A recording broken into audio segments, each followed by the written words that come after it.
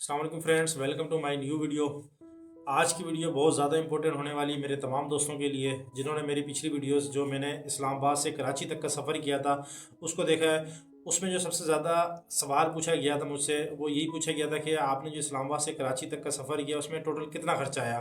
तो उसकी मैंने एक लिस्ट बनाई है अपने पास मुकम्मल ख़र्चे की। तो एक एक करके मैं मुकम्मल तफसील के साथ आपके साथ अपना पूरा जो भी मेरा एक्सपेंस आया इस्लामाबाद से लेके कराची तक का वो सारा सब खर्चा जो है मैं आपके साथ शेयर करता हूँ। तो चलें वीडियो को शुरू करते हैं। अच्छा जी, सबसे पहले बात करेंगे हम जो हमने खाना पीना किया है और नाश्ता वगैरह किया है उसके बारे में। तो वो मैं एक एक करके आपको बताता रहूँगा और साथ में अपना यहाँ पे या यहाँ पे जो है ना वो मैं एक लोकेशन और साथ में जो उसके पैसे मैंने दिए थे, नाश्ता किया था या खाना खाया था, जो भी किया था वो हम ऐड करते रहेंगे और नीचे उसका टोटल भी कर लेंगे। और इसी तरह एक तरफ खाने का कर लेंगे, एक तरफ पेट्रोल का कर लेंगे और भी जो हमारा खर्चा हुआ है वो सारा हम उसमें ऐड कर लेंगे। मुकम्मल इस्लामाबाद से लेके कराची पहुंचने तक जो हमने खर्चा किया वो सब चीज़ें इसमें मैं ऐड करूँगा, ठीक है। तो सबसे पहले शुरू करते हैं। हमने जो इस्लामाबाद निकलने के बाद जो पहला नाश्ता किया था हमने, वो नाश्ता किया था हमने जाके गुजरांवाला में। तो गुजरांवाला में जो नाश्ता किया था उसका क्लिप भी यहाँ ऐड हो गया होगा। वो उसका बिल बना था हमारा जी तकरीबन 320 रुपये हमने बिल दिया था। जो हमने चाय पराठा खाया था और शायद अंडा लिया था या चने लिए थे, हाँ चने लिए थे, चाय पराठा और चने, उसका बिल बना था हमारा 320 रुपये गुजरांवाला का। उसके बाद हमने जाके नाश्ता किया, बल्कि खाना खाया था हमने मियाँ चन्नू से थोड़ा सा पहले एक जगह आई थी, मुझे नाम जहन में नहीं है, वहाँ पे हमने बिरयानी खाई थी और साथ में चाय पी थी। तो उसका जो मेरा बिल बना था जी वो बना था 450 रुपये।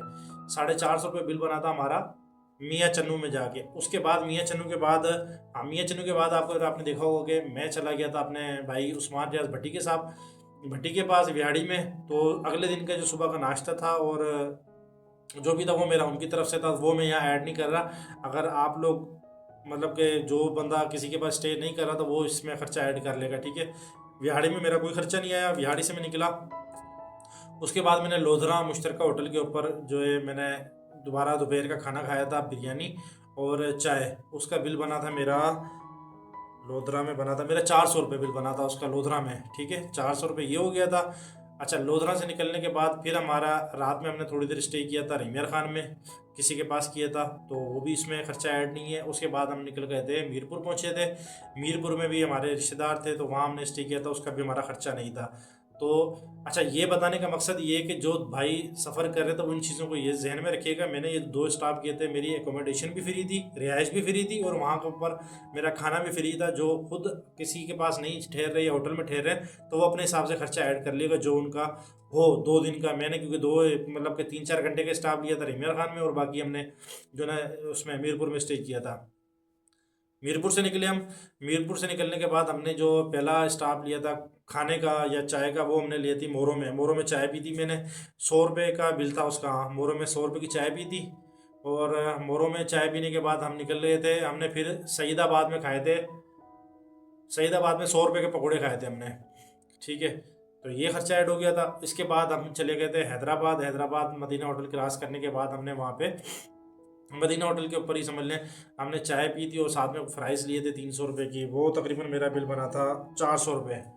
तो ये मेरा टोटल खाने का बिल बना था। तकरीबन जो टोटल मैं यहाँ लगा देता हूँ खाने का, मेरा आया 1770 रुपये। नीचे टोटल भी आ रहा होगा, 1770 रुपये मेरा इस्लामाबाद से लेके अपना कराची पहुँचने तक खाने का खर्चा आया था। खाने और चाय का 1770 रुपये, ठीक है। अब बात करते हैं पेट्रोल के खर्चे की।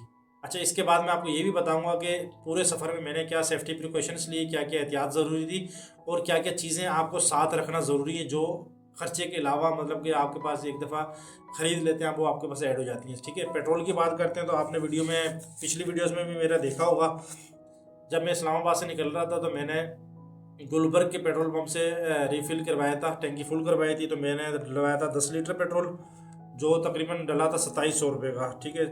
2670-80 रुपये बने थे, लमसम में हम 27 रुपये के लिए 10 लीटर हमने डलवाया था पेट्रोल। उसके बाद हमने जाके डलवाया था लाहौर में। लाहौर में हमारा पेट्रोल डला था 5 लीटर, जो वहाँ पे रेट था 268 का रेट था और वो बिल बना था हमारा 1340 रुपये लाहौर का। लाहौर के बाद हमारा फ्यूल डला जाके लोधरा में। हाँ, लोधरा में फ्यूल डला हमारा, जो हमने डलवाया था 7 लीटर एक डला था और तकरीबन 0.8 लीटर 200 रुपये का हमने अलग से डलवाया था। तो वहाँ पे रेट था जी 267 का। तो उसका बिल बना था हमारा तकरीबन 1874 और जमा 200 रुपये, ठीक है। ये बिल हमारा बना था लोधरा का। लोधरा के बाद हमने जाके फ्यूल डलवाया था घोटकी में। घोटकी से हमने ये किया था कि 2 लीटर हमने बोतल में ले लिया था और 9 लीटर डलवाया था हमने टैंक में, जो पिछली वीडियो में आपने देखा होगा। यानी टोटल 11 लीटर पेट्रोल। जो 2 लीटर है वो मेरा जाके मतलब यूज़ किया था मैंने जब मैं सोराबकोट पहुंचने लगा था ना, नूरियाबाद के पास तकरीबन एंड हुआ, तो वो 2 लीटर मैंने डाल लिया था उसमें। लेकिन ये कि तकरीबन समझ लें 1.5 पौने 2 लीटर पेट्रोल मेरे पास बचा हुआ था, रिजर्व लगा था वहाँ पे, तो मैंने डाल लिया था। मतलब रिजर्व के अलावा मेरे पास 2 लीटर पेट्रोल कराची पहुँचने तक बच गया था, ठीक है। इस तरीके से ये मैंने डाला था। तो टोटल जो मेरा पेट्रोल डला था ये डला है जी, अच्छा उसमें सॉरी घोटकी में डला था 2915 रुपये का पेट्रोल, ठीक है। 2915 रुपये का पेट्रोल। अब बात करते हैं टोटल पेट्रोल कितना लगा, ठीक है। अच्छा, पेट्रोल लगा मेरा टोटल 34 लीटर। 34 लीटर के अंदर मेरे पास समझ लें कि कुछ मैंने मीरपुर में बाइक इस्तेमाल की थी 4-5 किलो, या मतलब कि 2-2.5 लीटर तकरीबन मैंने मीरपुर में इस्तेमाल किया था। और कराची पहुंचने के बाद भी मेरे पास तकरीबन 1.25-2 लीटर पेट्रोल मेरे पास बचा हुआ था। टोटल फ्यूल में जो डलवाया वो 34 लीटर डलवाया, ठीक है। जो कि डला था तकरीबन 9,029 रुपये का, ठीक है। 9,029 रुपये का हमारा लगा पेट्रोल। अच्छा, वीडियो तेज़ी तेज़ी में इसलिए बना रहा हूँ कि ज़्यादा लंबी वीडियो भी ना और आप सबके सामने टोटल खर्चा भी आ जाए, दोनों तरफ लगा हुआ होगा, ठीक है। 9,029 रुपये का पेट्रोल डला हमारा, और 1,770 रुपये का हमने खाया खाना, ठीक है। ये तो हो गए ये 2 खर्चे। इसके अलावा बात आ जाती है ऑयल चेंजिंग की, गाड़ी के जो मेंटेनेंस हवा वगैरह। अच्छा, इसमें ये था कि जब मैं इस्लामाबाद से निकल रहा था मैंने ट्यूनिंग वगैरह ऑयल चेंज करवा लिया था, जो कि तकरीबन मेरा 900 रुपये खर्चा आया था ऑयल चेंज का। 900 या 950 रुपये आया था ऑयल चेंज का और ट्यूनिंग का। अच्छा, इसमें एक चीज़ और भी होती है वो मैं आपको फिर बताता हूँ। ये हो गया। उसके बाद मैंने पेट्रोल अपना ऑयल चेंज करवाया था जाके मीरपुर में, ठीक है। ऑयल चेंज करवाया और ट्यूनिंग वगैरह जो भी मतलब कि नट वट टाइट करवाने थे और चेन टाइट करवाई, चेन को ऑयल शैल ये ज़रूरी होता है। वहाँ पे भी तकरीबन मेरा 950 रुपये का बिल बना था।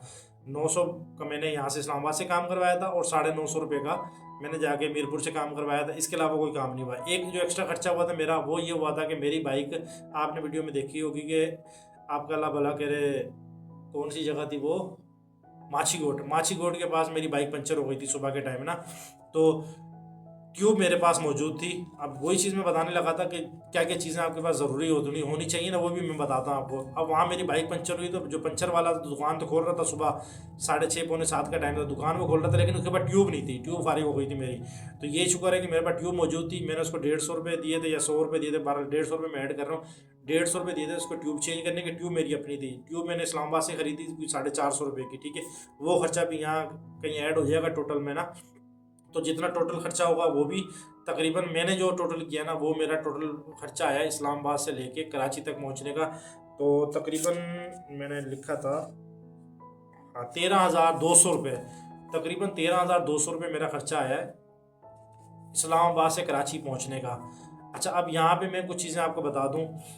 कई भाइयों के सवाल भी होंगे, जो कमेंट में करना चाहें आप लाजमी करिएगा, मैं आपको बताऊंगा। कुछ चीज़ें जो एहतियात बहुत ज़रूरी होती है जब सफ़र पे निकलते हैं ना। मेरी जो अपनी एक आदत है वो ये कि एक भाई एक्स्ट्रा ट्यूब 2 तो लाजमी रखनी चाहिए, 2 नहीं तो 1 एक्स्ट्रा ट्यूब आपको लाजमी रखनी चाहिए साथ में। जिस तरह मेरे साथ वाक़या हो ना कि उसके बाद पंचर वाला था और लेकिन वो ट्यूब नहीं थी, उसके बाद इस वजह से काम आ जाती। दूसरा, हम पंचर किट अपनी पूरी साथ रखते हैं, पंप भी होता है और ट्यूब खोल के पंचर लगाने का सामान भी हमारे पास अपना मौजूद होता है। पंचर लगाने पे तो ये तो बंदा वहाँ मौजूद था मौके पे, तो मैंने फिर खुद जो ना ज़रा सुस्ती की वजह से उससे लगवा लिया था। पंचर किट आपके पास साथ होनी चाहिए लॉन्ग टूर के ऊपर। वैसे जीटी रोड पे इतनी ज़रूरत पड़ती नहीं है। पंचर किट ना भी हो तो आपके पास कम से कम ट्यूब लाजमी होनी चाहिए अपने पास। उसके बाद क्लच वायर, ब्रेक वायर, ये 2 चीज़ें लाजमी, और एक एक्स्ट्रा प्लग, ठीक है, प्लग लाजमी। मेरी जो एवरेज निकल के आई है, अच्छा, मेरी जो एवरेज निकल के आई है वो तकरीबन आई है 55-56 के करीब एवरेज निकल के आई है मेरी, जो मैंने अंदाज़ा लगाया अपना ना। तो बहुत अच्छी एवरेज है। अच्छा, इसमें जो मैं एक और चीज़ ये करता हूँ कि मैं जब भी लॉन्ग टूर पे निकलना होता है या कहीं भी जाता हूँ, नॉर्थ के टूर किए मैंने, जिस दिन निकलना होता है उससे उसी दिन समझ लें या उससे एक दिन जस्ट पहले मैं प्लग लाजमी चेंज करवाता हूँ।